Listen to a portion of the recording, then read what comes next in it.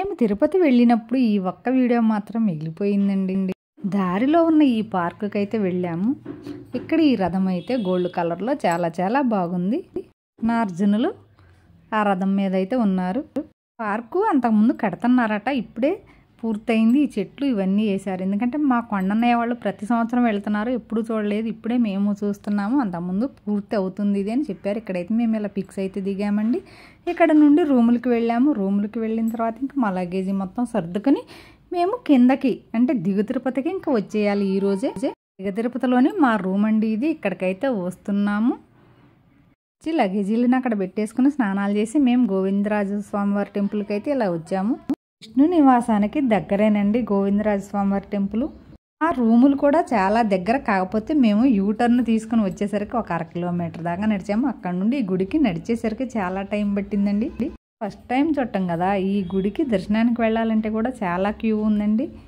2 రాజగోపురాలు దాటి వెళ్ళాలండి దర్శనానికి వెళ్ళాలంటే. లోపల ఎలా ఉంది అని అయితే వీడియో తీస్తున్నాను చూడండి. ఎందుకంటే మన ఫోన్ ఇక్కడ కౌంటర్లోనే పెట్టాలి కదా, ఈ ఒక్కసారి వీడియో తీసేసుకొని ఫోన్ లోపల పెట్టేద్దామని అయితే నేను ఇలా చేశాను. ఇది ఫస్ట్ రోజు వెళ్ళినప్పుడు మేము నైట్ దర్శనానికి వెళితే లైటింగ్లో ఇలా ఉందండి ఆలయం అయితే. 2వ రోజు కూడా వెళ్ళామండి. ఇక్కడ స్వామివారు ఊరేగింపుతో వస్తున్నారు చూడండి. తిరుపతిలో ఏ విధంగా అయితే ఉత్సవాలు జరుపుతారో ఇక్కడ కూడా అలాగే మాడవీధుల్లో స్వామివారిని అయితే ఈ విధంగా ఊరేగింపు అయితే చేస్తారు. దర్శించుకోండి స్వామివారిని. ఆ నైట్ పడుకొని తెల్లారి పొద్దున్నే మేము లేచి స్నానాలు చేసి రెడీ అయ్యి మళ్ళీ సైడ్ సీన్స్కి అయితే బయలుదేరాము. అలివేలు మంగాపురం అయితే వచ్చామండి.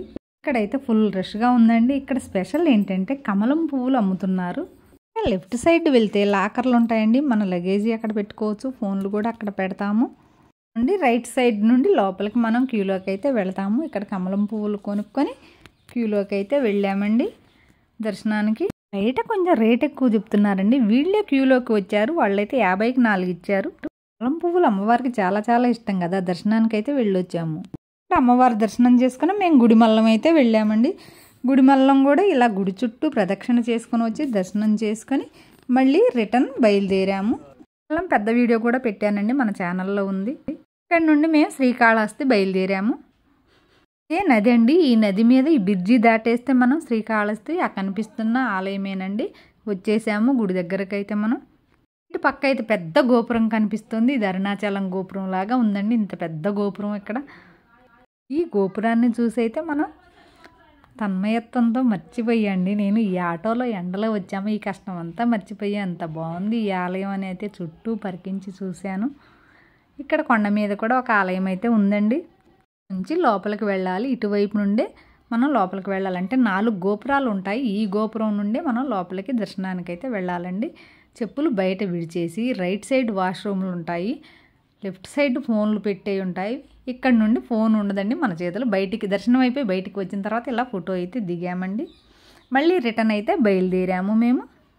గోవిందరాజస్వామి ఆలయం వద్ద అయితే ఈ గాజుల షాప్ ఉందండి. ఇక్కడైతే ఈ గాజులు అయితే చాలా రకాల కలర్స్ అయితే ఉన్నాయండి. ఇవి ఇక్కడ ఉన్న ఈ గాజులు ఎక్కడా కనిపించలేదు, కాకపోతే రేటు కూడా కొంచెం ఎక్కువే ఉన్నాయి. నచ్చినాయి కాబట్టి అందరం అయితే తలా 4 డజన్లు అయితే తీసుకున్నామండి. ఈ గాజులు తీసుకొని మేము నైట్ విష్ణు అన్ని సర్దేసుకొని తెల్లవారుజామున 5ంటికే మేము ట్రైన్ అయితే ఎక్కాము. గూడూరులో రాజమండ్రి అండి, గోదావరిలు కదా, వారి మర్యాద అలా ఉంటుందండి. తింటూ నాకు కూడా టిఫిన్ పెట్టారండి. వద్దన్నా కానీ నేను తర్వాత తింటా అన్నా కానీ తినంది వదిలిపెట్టలేదండి, అంత ప్రేమ చూపించారు వారైతే. శ్రీకాళహస్తిలో కలిశారు వారు, మళ్ళీ ట్రైన్లో కలిశారు. ఇదంతా భగవత్ సంకల్పంగా భావించాను. వీడియోకి ఒక లైక్ కొట్టండి, సబ్స్క్రైబ్.